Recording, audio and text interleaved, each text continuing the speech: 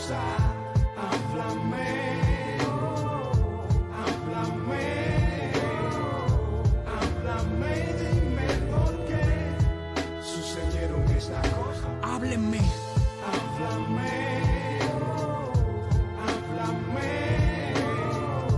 háblame, dime por qué sucedieron estas cosas. Háblame.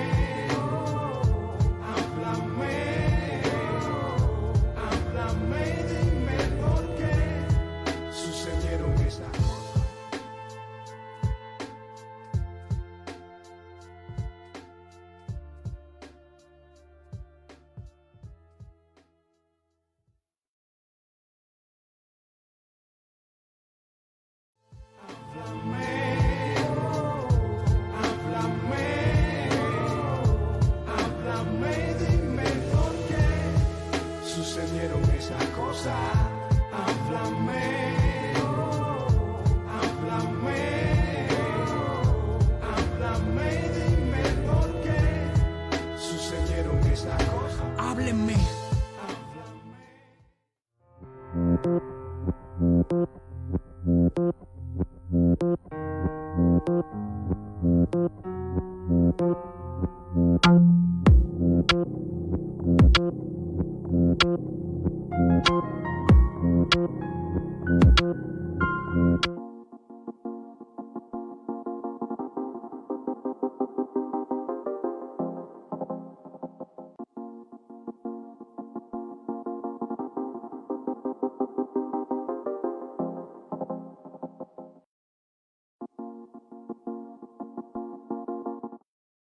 todas las personas que nos acompañan en otra edición de Estratos de Instar.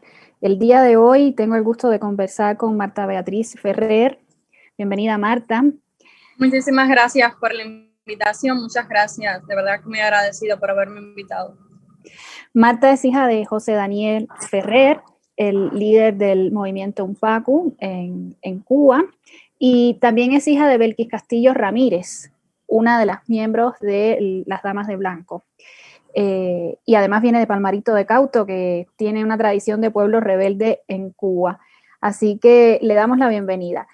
Marta, bueno, me gustaría comenzar conversando un poco sobre qué recuerdas de tu experiencia como hija de José Daniel y de Belkis de la niñez. Es decir, ¿cuándo fuiste consciente de la situación que vivía tu familia? ¿Qué sabías al respecto? ¿Cómo te sentías? Bueno, nací en una familia, muy agradecida por haber nacido en una familia con pensamientos diferentes a la doctrina que someten a todos los cubanos. Agradecida por la familia que Dios me dio, pero desde pequeña mi familia siempre conversó mucho conmigo. A los 4 años de edad, 4 años y medio, mi padre fue encarcelado injustamente con una condena de 25 años de prisión y le pedían cadena perpetua también. Tenía yo 4 años y medio cuando mi padre fue a prisión injustamente y mi hermano, el del medio, tenía 3 meses de nacido. Desde ese momento ya, bueno, fui consciente, totalmente consciente de lo que estaba pasando, porque mi padre, mis recuerdos vienen ya a partir de esa etapa. De anterior no tengo mucho, pero mis recuerdos son más claros a partir de esa etapa que mi familia me hablaba mucho, mi tía Ana Belkis, mi madre Belkis, me conversaban mucho, mi papá estaba preso injustamente, que en Cuba se violaban los derechos humanos, y conversaban, teniendo esa edad, conversaban conmigo, y me acuerdo que en la escuela era muy, muy duro, porque todos sabemos que en Cuba adoctrinan a los niños de pequeños, a decir, pioneros por el comunismo seremos como el Che, y yo no decía eso, y como era un poco, a los muchachos se le hacía, a los estudiantes, los compañeros de clase se le hacía un poco extraño, se le hacía, porque yo era la única que no decía las consignas de la dictadura, y por eso me repudiaban. Me acuerdo que aquel entonces los profesores una vez me querían obligar a poner en una oración que Fidel era bueno. Ya ellos sabían la postura de mi familia. Ya sabían que mi padre estaba preso injustamente, todo eso yo lo sabían, pero parece que fue mandado, parece no, fue mandado y quisieron hacerme eso, pero me acuerdo que yo me negué y hasta lloré de la impotencia, estaba pequeña, pero hay cosas que no se me olvidan de aquel entonces. Y dije que no iba a poner, que Fidel no era bueno, que por culpa de él mi padre y mi tío y muchos hombres más estaban presos injustamente. Entonces, desde ese entonces siempre ha sido bien, pero bien duro. Siempre hemos vivido desde entonces la represión de la dictadura. Marta, me comentabas cuando hablábamos para la entrevista que desde niña también tú participabas de toda la lucha que tu mamá llevó a cabo con las Damas de Blanco por la liberación en este caso, de tu padre y de su esposo, y que desde niña también viviste toda la represión, el hostigamiento de la seguridad del Estado. Cuéntanos un poco cómo fue esa experiencia siendo una niña. Sí, a mi padre en la Primavera Negra del 2003 caer preso, mi padre y mi tío Luis Enrique también, mi tía Anabelki y mi madre fueron fundadoras de las Damas de Blanco y participábamos en las marchas que se hacían en Santa Rita, en La Habana, junto con todas las otras Damas de Blanco familiares de los presos políticos. Salíamos a caminar en marchas y siempre, no siempre estuve, pero en muchas ocasiones sí estuve apoyando y exigiendo la libertad de mi padre José Daniel y de mi tío Luis Enrique y de todos los otros presos políticos. Salía con mi hermanita, que al poco tiempo nació, íbamos también a La Habana, y mi prima también, que era pequeña, nos llevaban a La Habana a marchar con las Damas de Blanco. Era un orgullo. En aquel entonces yo no veía las cosas como tal, estaba muy pequeña, pero ahora para mí es un orgullo haber estado en las marchas con las Damas de Blanco.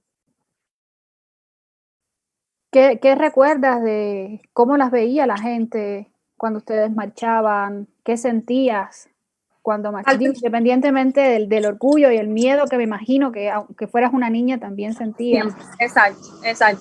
De acuerdo a una ocasión que fuimos fuertemente repudiadas en una marcha, estaba mi hermana pequeña, yo también estaba pequeña, tenía como unos 9 o 10 años, no recuerdo muy bien, y me hicieron un acto de repudio muy, pero muy grande. No le importó que habían niños. Salíamos, lo único que hacíamos era caminar por La Habana pacíficamente, no le hacíamos daño a nadie y me hicieron un acto de repudio muy fuerte, que esa vez sí tuve miedo porque hasta mi hermana pequeña casi se la arrebatan de los brazos a mi mamá en aquel acto de repudio. Y aquel tiempo, ahora hay más apoyo que en aquel tiempo, pero en ese tiempo nos hacían actos de repudios muy grandes y de verdad que sí se sentía mucho miedo todo lo que nos hacían. Y luego fundaron en Oriente, ¿no? También llevaron Sí. el movimiento de las damas hacia Oriente. Sí, cuando mi padre salió de la prisión, las Damas de Blanco también empezamos en Santiago de Cuba porque se nos hacía muy difícil no llegar a La Habana. Muchas veces nos detenían antes de llegar o en el camino y es una trayectoria muy larga desde Santiago de Cuba a La Habana. Y entonces decidimos, mi madre y con Berta Soler decidieron también entonces en otras provincias comenzar las Damas de Blanco. Entonces me acuerdo que estaba Santiago de Cuba, que fue uno de los primeros, y después tuvo Holguín, Guantánamo, y todas las otras provincias también empezaron, cada cual por su provincia, a ir a alguna iglesia. ¿Qué es lo que hacíamos? Ir a las iglesias, rezar y pedir por la libertad de los presos políticos. Cuando tenía 14 años, fue que de 13 a 14 años en Santiago de Cuba se empezó las Damas de Blanco, y yo desde el principio siempre estuve, íbamos al Cobre y nos repudiaban también mucho. Me acuerdo la primera marcha que hubo en el Cobre, la primera vez que empezaron las Damas de Blanco en Santiago de Cuba, a mi madre le dieron hasta una puñalada en el brazo porque solamente fueron a la iglesia y a la hora de la salida le estaban esperando turbas de la dictadura castrista con palos, cuchillos, con machetes, le estaban esperando abajo con aguas llenas de represores, y a mi madre le dieron una puñalada en el brazo y a otras Damas de Blanco que también sufrieron heridas también. Y me contabas que en otra ocasión, estando ustedes en el Cobre, no en una marcha propiamente, igual las estaba esperando estas turbas que... Sí, nos repudiaban. Me acuerdo que yo salía desde Santiago de Cuba al Cobre, no recuerdo cuántos kilómetros ahora son, pero nos ponían guardias militares, represores, en algunos puntos de la carretera que nos estaban esperando, subían, revisaban el carro, como ya nos conocían, nos bajaban. Nosotros decíamos, no vamos a bajar porque no es ilegal, no estamos haciendo nada ilegal al salir a ir a una iglesia. Y tú no me vas a bajar de un carro para que las personas piensen, yo no me voy a bajar para que las personas piensen que yo soy una delincuente. No, tú tienes que decir por qué me vas a bajar, que soy una defensora de los derechos humanos que va a la iglesia a rezar y a pedir por la libertad de los presos políticos. Y me bajaban a la fuerza, me tiraban de la guagua o del transporte donde iba. Y me recuerdo que siempre, como sabían que yo participaba en el Cobre, llevaban represoras, según de menores de edad, que son las que atienden a los menores de edad. Me acuerdo que la llevaban en una ocasión. Yo dije, no me voy a bajar, yo soy menor de edad y tú no me puedes a mí ni detener ni nada. Y la represora de menores me dijo, me estoy quitando las prendas porque te voy a golpear. Eso nunca se me olvida. Marta, ¿y recuerdas cómo fue al principio cuando tu papá fue a prisión, las visitas? ¿Recuerdas cuando lo visitabas, qué conversaban? Sí, ¿Les permitían visitarlo? Sí, nunca se me va a olvidar. Mi padre tenía visita, me acuerdo que al principio tenía visita cada 6 meses. Eran cada 6, después fueron cada 3 meses, un largo periodo de tiempo para verlo. Y mi padre estaba preso primero en Pinar del Río, desde Santiago de Cuba a Pinar del Río, pero muy distante. Era como doble condena, aparte de los años, también la lejanía de donde lo tenían, no era ni la propia provincia. Íbamos hasta allá, me acuerdo el trabajo que pasábamos para llegar a Pinar del Río, que no había transporte, a veces era en el tren, que el tren se rompía y estábamos muchas horas sin tener agua o sin tener las condiciones que necesitábamos para llegar hasta allá, porque era muy difícil, era un viaje muy largo. Y me acuerdo que muchas veces llegábamos a Pinar del Río y no le querían dejar pasar la comida, como le decíamos, la java, las pertenencias a mi padre, o le decían que para esos 6 meses solamente le iban a permitir pasar 30 libras, algo que no alcanzaba ni para sobrevivir un mes. Y me acuerdo en una ocasión que nos plantamos. Hay cosas de qué ha pasado en mi vida que no son muy difíciles de olvidar.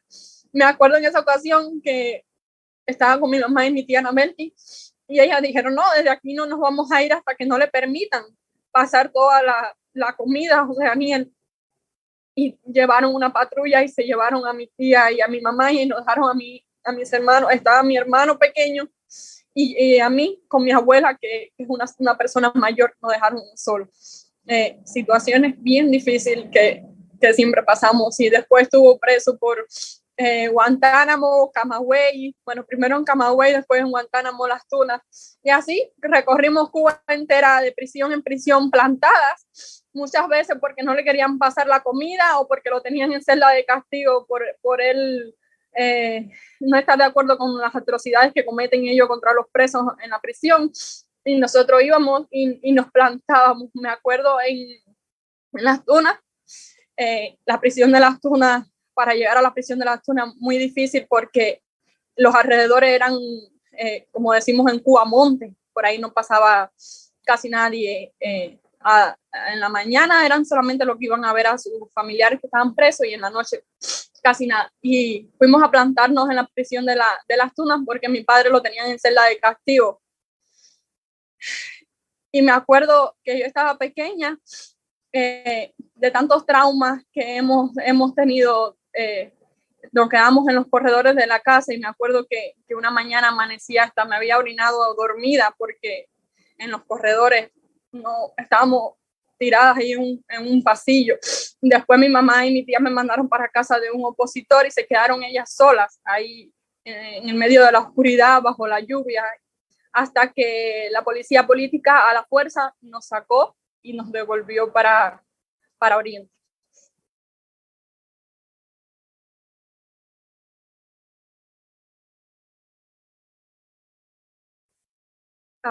creo que la perdí.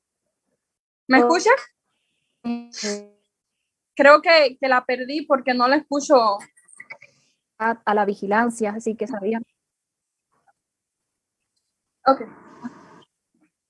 Ay, se me fue el internet.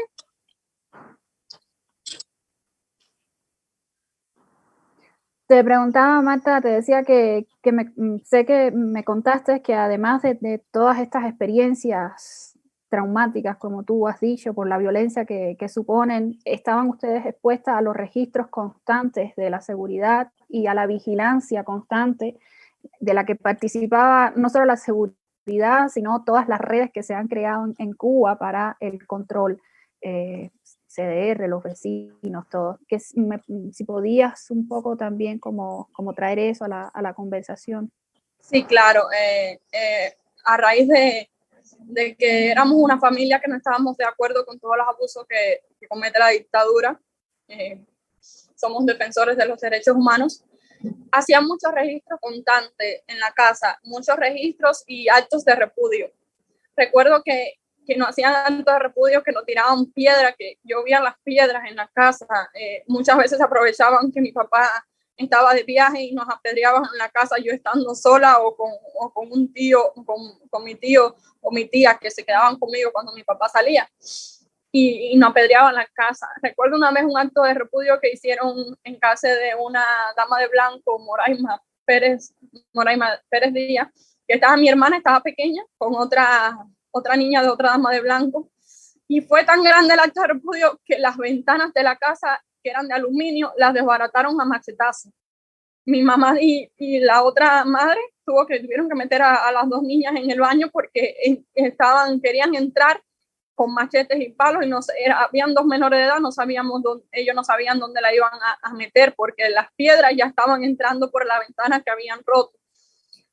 Así también eran los actos de repudio que nos hacían en la casa, en casa de mis abuelos, en casa de mi tía Anabel y mi abuela Amelia, actos de repudio fuerte. Muchas veces, me acuerdo una vez, un acto de repudio que hicieron en casa de mi tía Anabel, que la casa estaba sola, mi tía, habíamos ido para la visita, mi tía había ido para la visita de mi papá, en la casa estaba sola, y así mismo estaban haciendo un acto de repudio grandísimo, acabando con la propiedad, acabando con la casa.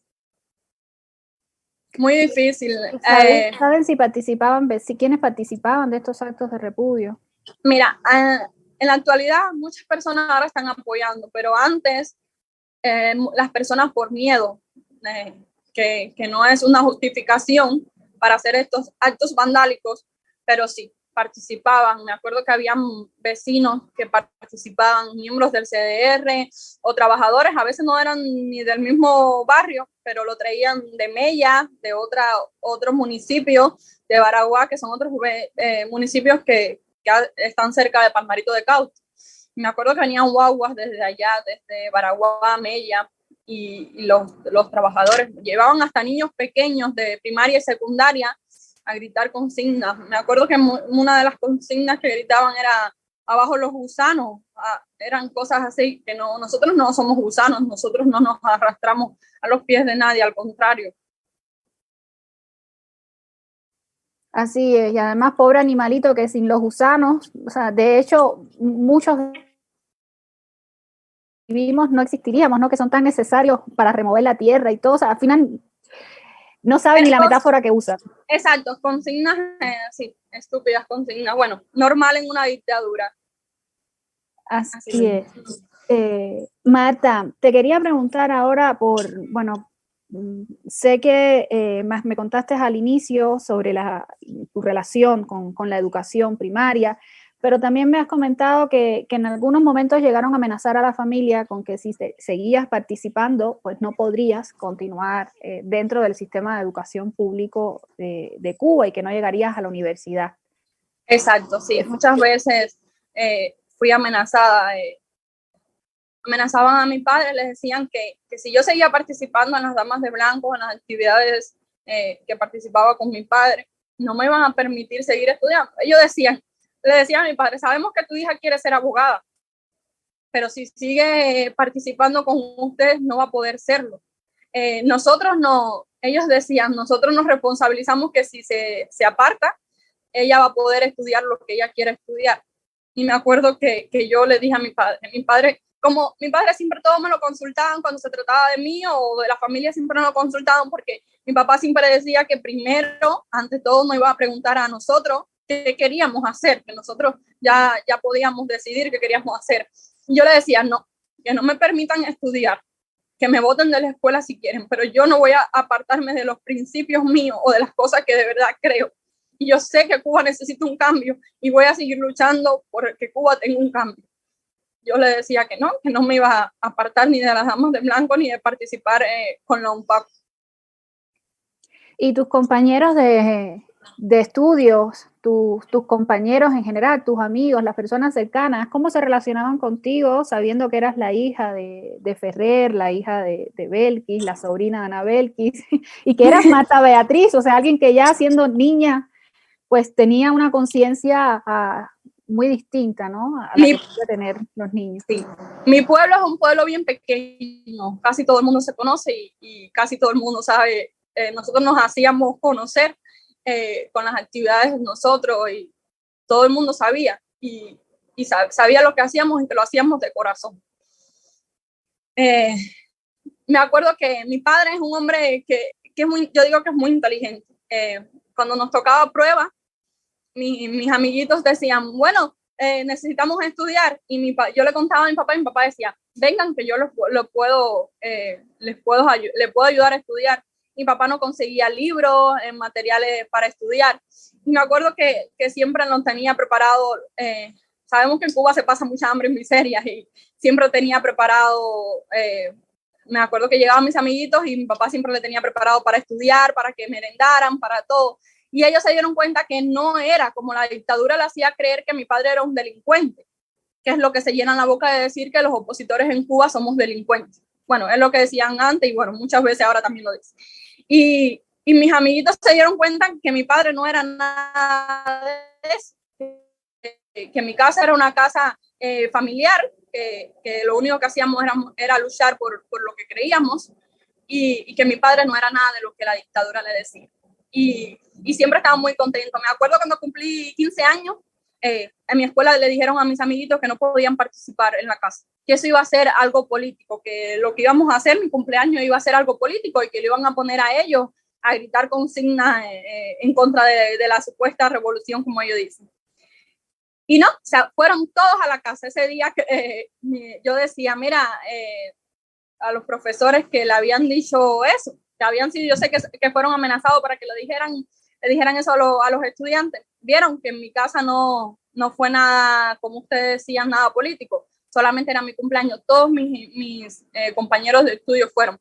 Todos se dieron cuenta de que nosotros luchábamos por algo real. Ya todos tenían más de 14 años y ya todos podían pensar. Y me acuerdo que una vez un profesor de historia dijo en el aula que en Cuba no se violaban los derechos humanos. Yo le dije, ¿cómo que en Cuba no se violan los derechos humanos si en Cuba golpean a las personas que piensan diferente? Y él dijo, no, eso es mentira. Y me acuerdo que todos mis amiguitos se levantaron y dijeron, sí, eso sí es verdad, porque yo he visto como a ella la bajan de los carros aquí en el punto de control dándole golpes siendo menor de edad. El profesor se quedó callado y más nunca habló. Y de ahí me di cuenta que sí, mis compañeros de estudio sí me apoyaban mucho. Sabían que estábamos luchando por algo real y aún me escriben y me saludan y muchos en las redes sociales comparten y me conversan y siempre estamos conversando muchas veces de política y me dicen, ¿viste cómo se ha puesto todo peor? ¿Viste cómo ni ellos adoctrinándonos a nosotros como nos teníamos han podido ahora con nosotros? Ya nosotros ya sabemos toda la verdad, y me pongo contenta que hayan abierto los ojos y que se den cuenta de la realidad y que aunque sea en las redes sociales puedan denunciar todo lo que está pasando en nuestro país. Así es. Marta, tú me has contado también que además participaste junto a tu papá recogiendo firmas para el proyecto Varela.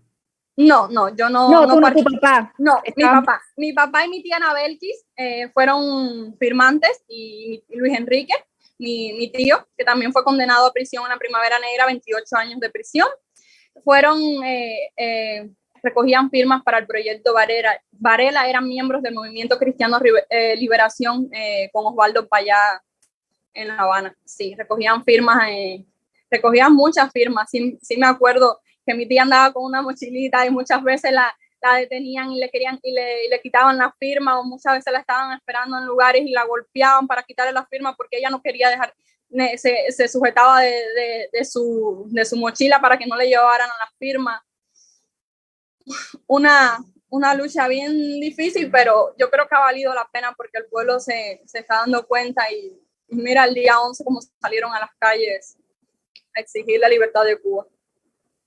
Y supongo que debe haber sido también para ti, para tus hermanos, siendo niños, saber que cuando tu mamá salía, cuando tu tía salía a la calle, el miedo que deben haber sentido de que regresará, no regresará, le harán algo.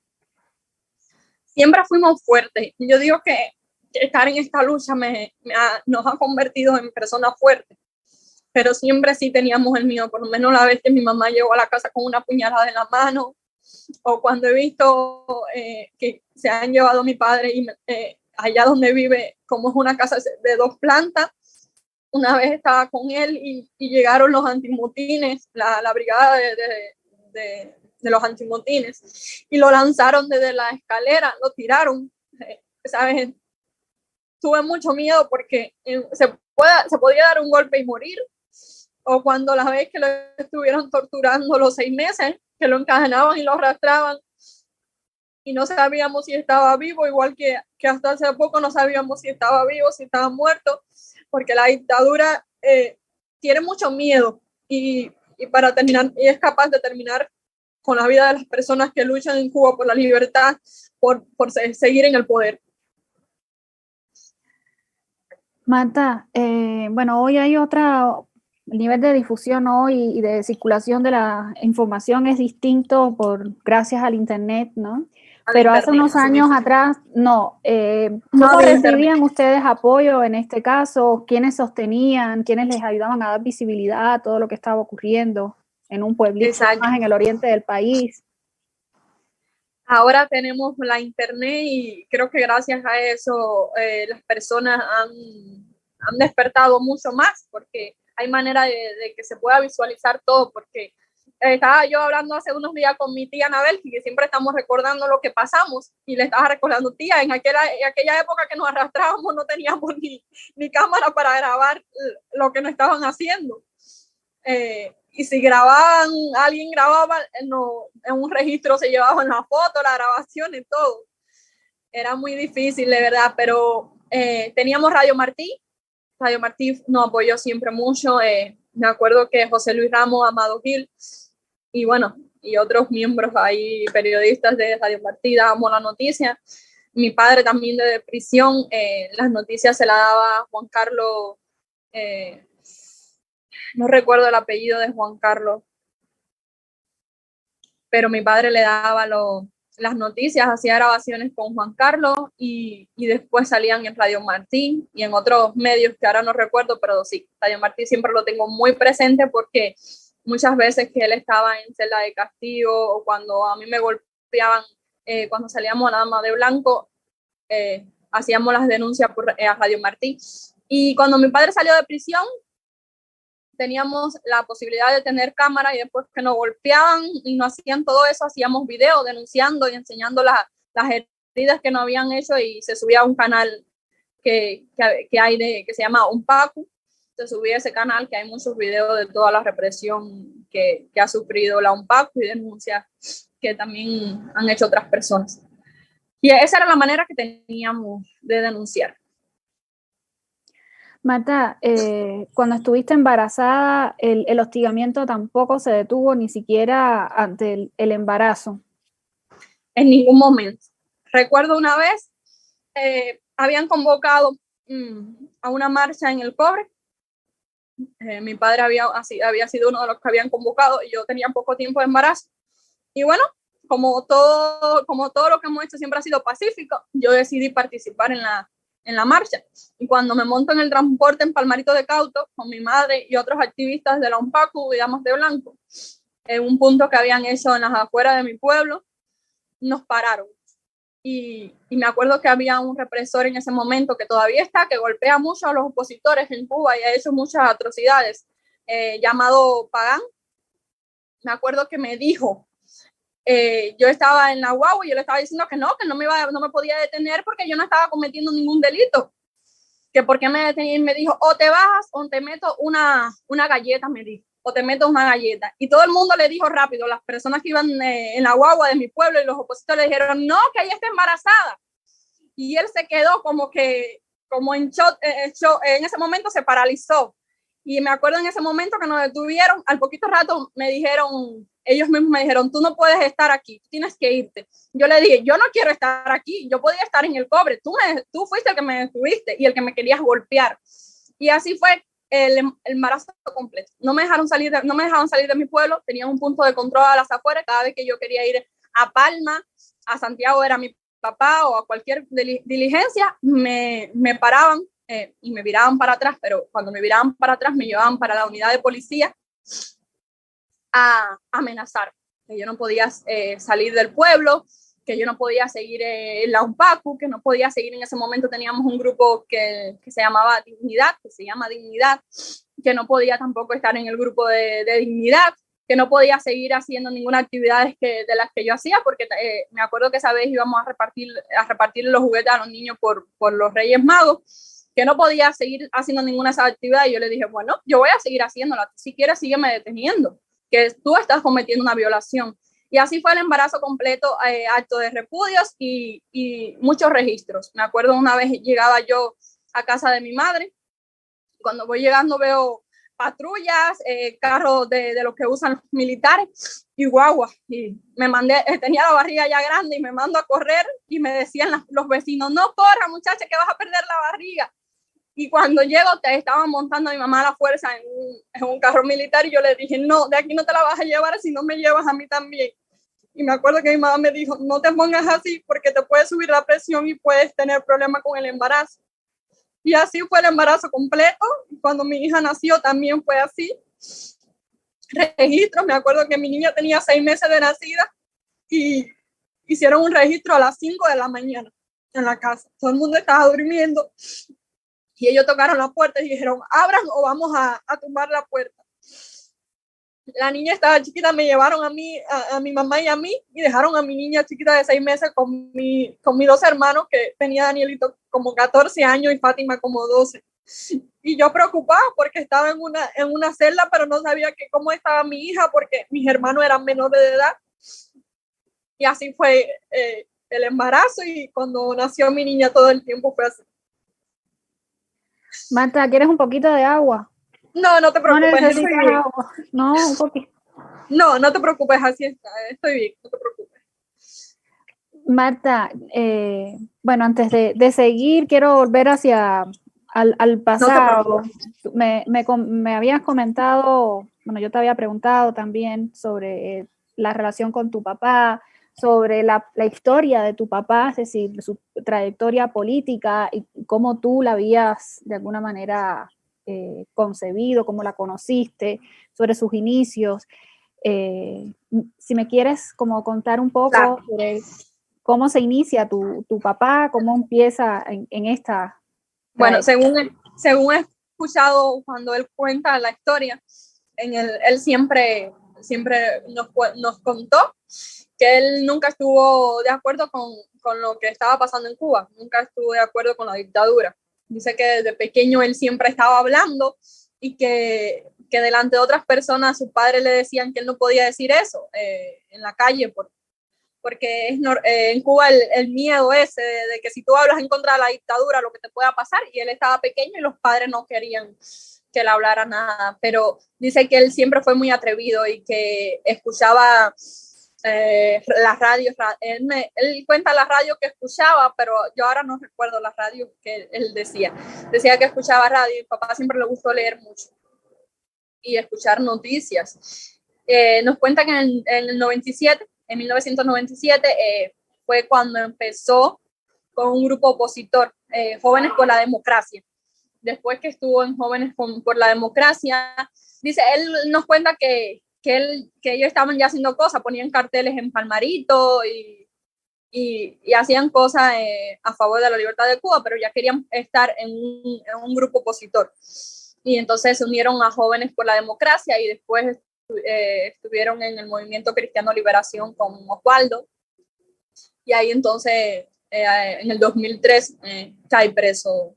Después que sale, entonces funda la Unión Patriótica de Cuba en el 2012, si mal no estoy, en el 2012, el 24 de agosto, funda la Unión Patriótica de Cuba y desde su inicio ha sido actos de repudios, detenciones, prisión, registros, ha sido de todo. Me acuerdo una vez cuando comenzó la UNPACU, un acto de repudio que hicieron que a casi todos los opositores tenían heridas de piedra, le habían dado con piedras en las piernas, en la cabeza.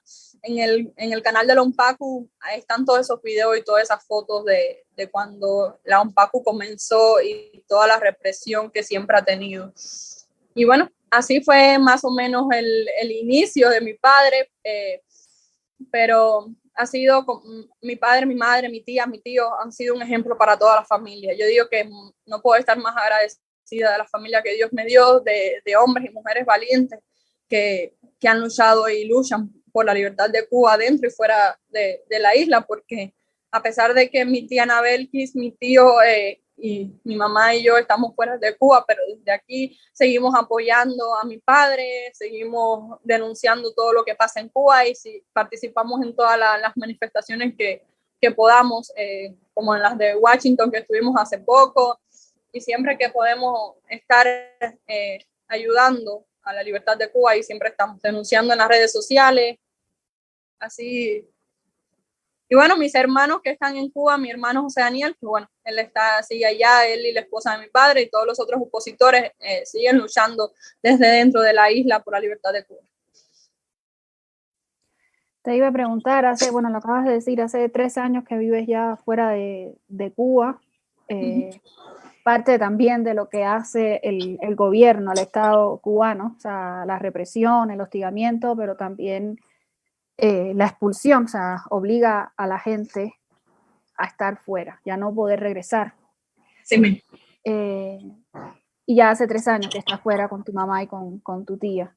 Sí, hace 3 años salí de Cuba a Estados Unidos, vine de visita por 6 meses y cuando al tiempo de estar acá, casi a la hora de regresarme, mi padre me pidió que me quedara para que desde acá lo pudiera ayudar a él, porque él no sabía si en cualquier momento si lo mataban o si lo encarcelaban y mis hermanos necesitaban alguien que los ayudara.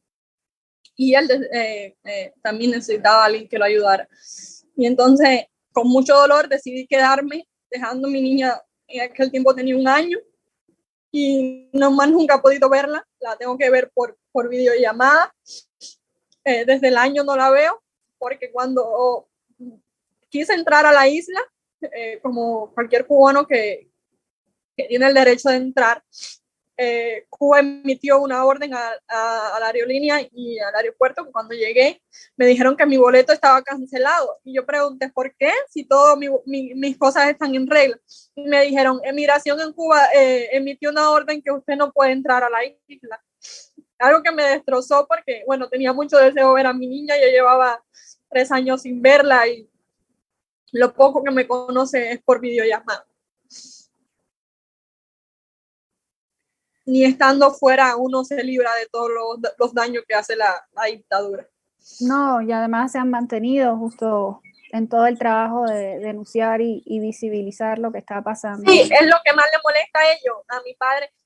Cuando no me dejaron entrar, al otro día o los 2 días detuvieron a mi papá y le dijeron que si él dejaba, porque mi padre da ayudas humanitarias en la sede de Altamira, ayuda humanitaria, da comida a las personas que en Cuba lo necesitan y en Santiago de Cuba pueden llegar a la sede, comida, medicina.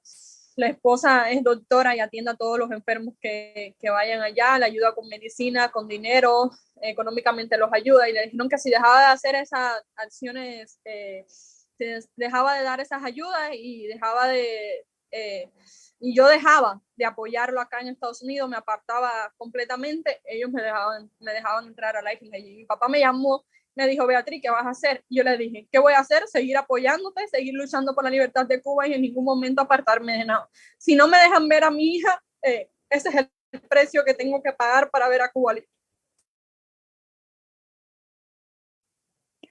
Son precios altos los que están pagando. Son precios altos, ya lleva mucho tiempo preso.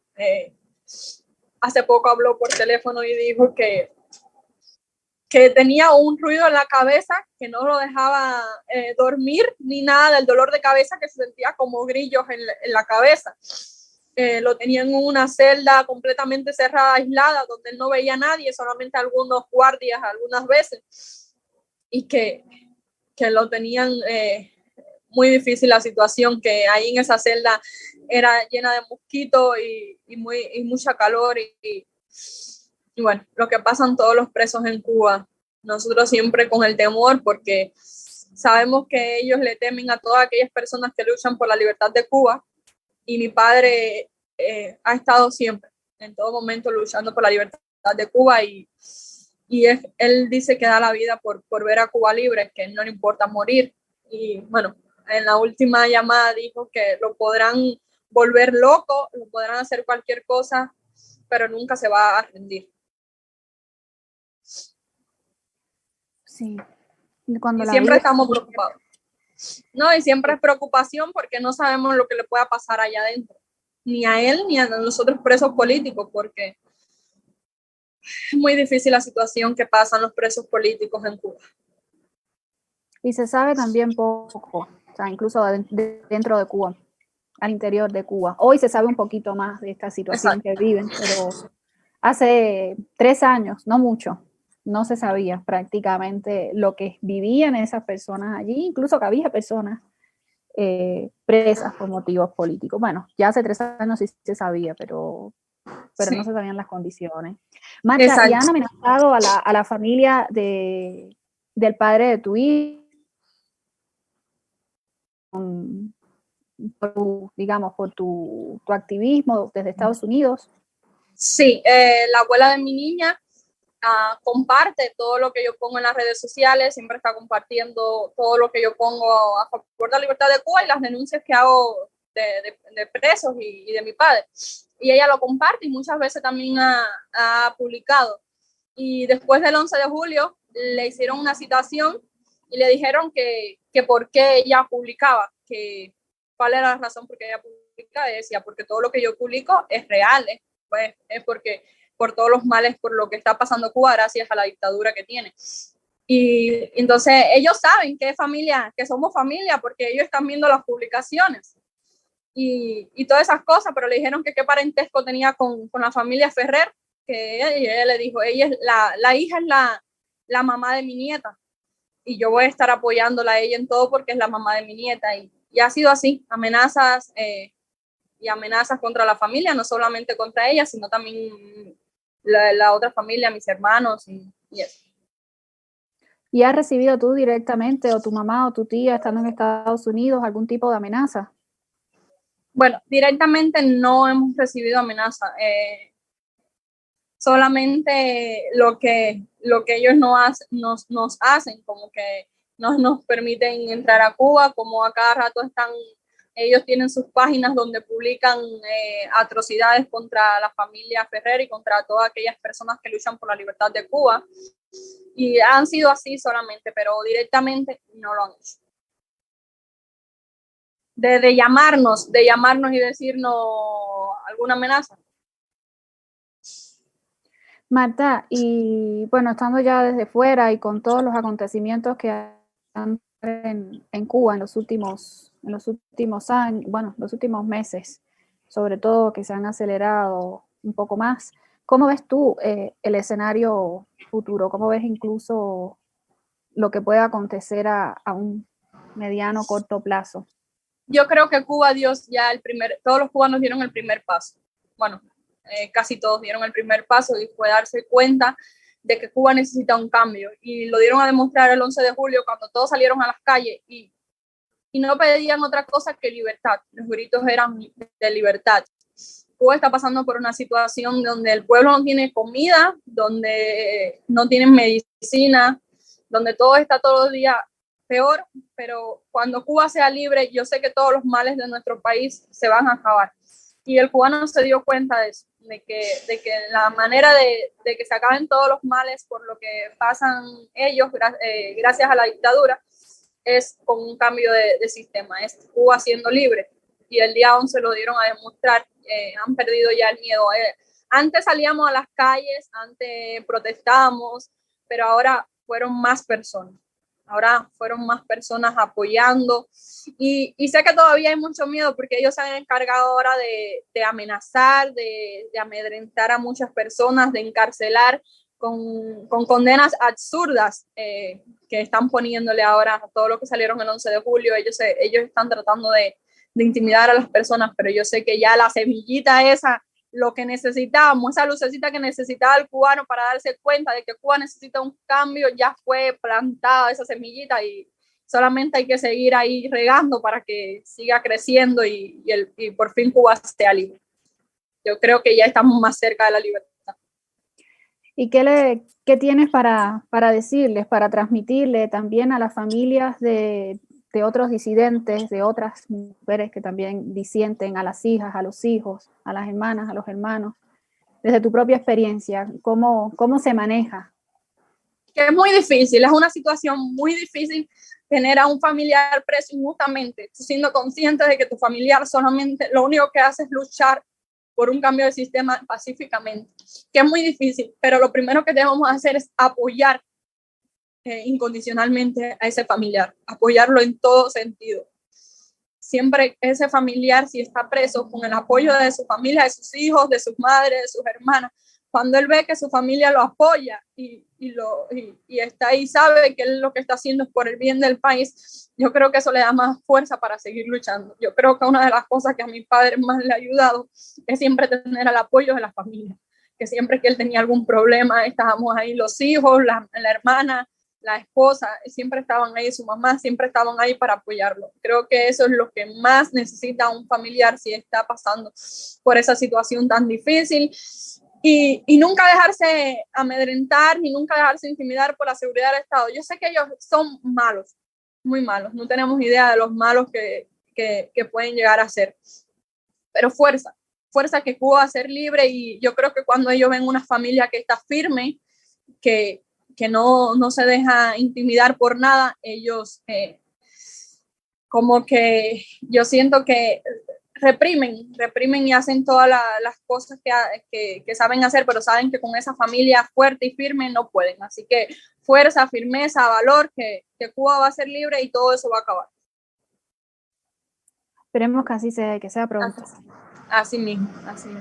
Te agradezco muchísimo, Marta. No, gracias a usted por la invitación, de verdad que es un placer conocerla, muchísimas gracias.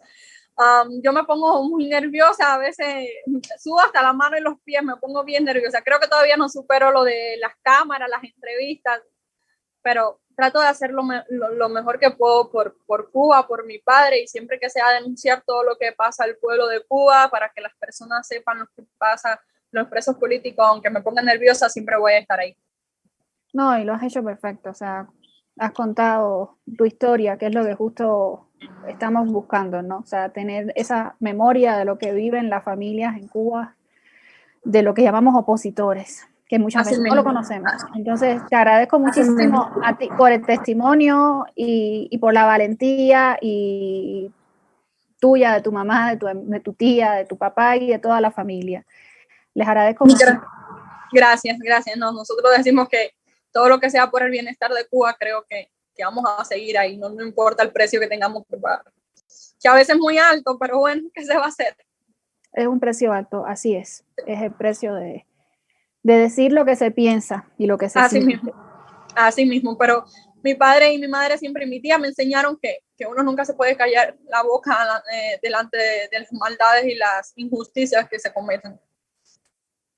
Sí, creo que realmente es un privilegio nacer en una familia en la que te enseñen a romper el miedo, ¿no? Que es el medio de control en Exacto, Cuba. porque lo que más pasaba en Cuba es que las familias y, bueno, las escuelas, la dictadura se ha encargado de adoctrinar. Ha sido una doctrina, primero a los padres, después a los hijos, y ha sido así un ciclo. Y creo que eso ha sido lo que más ha chocado, que las personas dejen de pensar. Yo me acuerdo que en las escuelas mandaban a los niños a escribir Viva Fidel o Pioneros por el Comunismo seremos como el Che. Yo no quiero ser como el Che. Yo no quiero ser una asesina. Yo no soy una asesina como el Che. Fidel no es bueno. Un hombre que le quita la leche a los niños a los 7 años, que su familia tiene de todo, y los niños de Cuba no tienen nada y se lo pone todo en dólar americano, que el pueblo no lo tiene, esos no son personas buenas. No me diga que tengo que escribir Fidel es bueno, Raúl es bueno. Y ha sido lo que se ha encargado la dictadura, esas cosas así como desde las escuelas, que son cosas que no tienen que los niños a esa edad ni a ninguna edad tienen que poner. Yo me acuerdo que a veces las pruebas de finales de curso era hablar sobre Fidel o de Raúl o cosas así de todos esos dictadores, cosas absurdas que solamente se ven en Cuba. Sí, así es parte del proceso de disciplinar y de educarte de una determinada ideología, ¿no? Y de garantizar que se reproduzca esa ideología, que no esté por fuera de ella.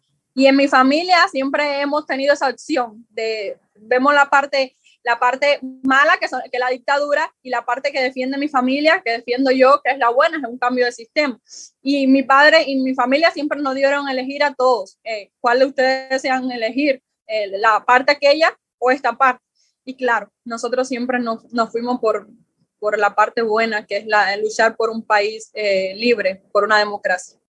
Y estoy muy agradecida de mi familia, porque de verdad que no me hubiese imaginado nacer en otra familia, me hubiesen adoctrinado igual a decir pioneros por el comunismo seremos como el Che.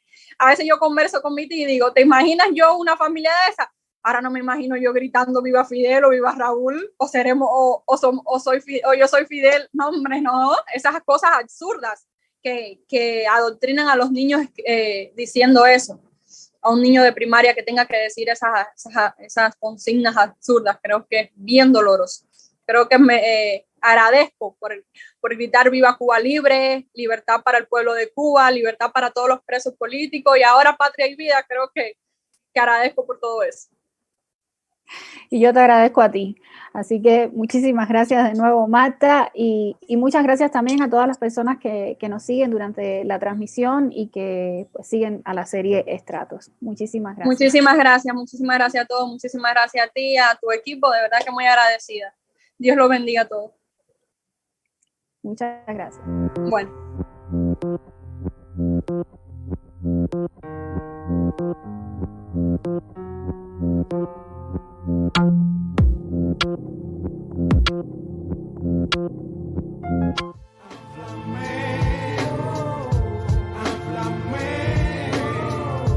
Háblame, dime por qué sucedieron esas cosas.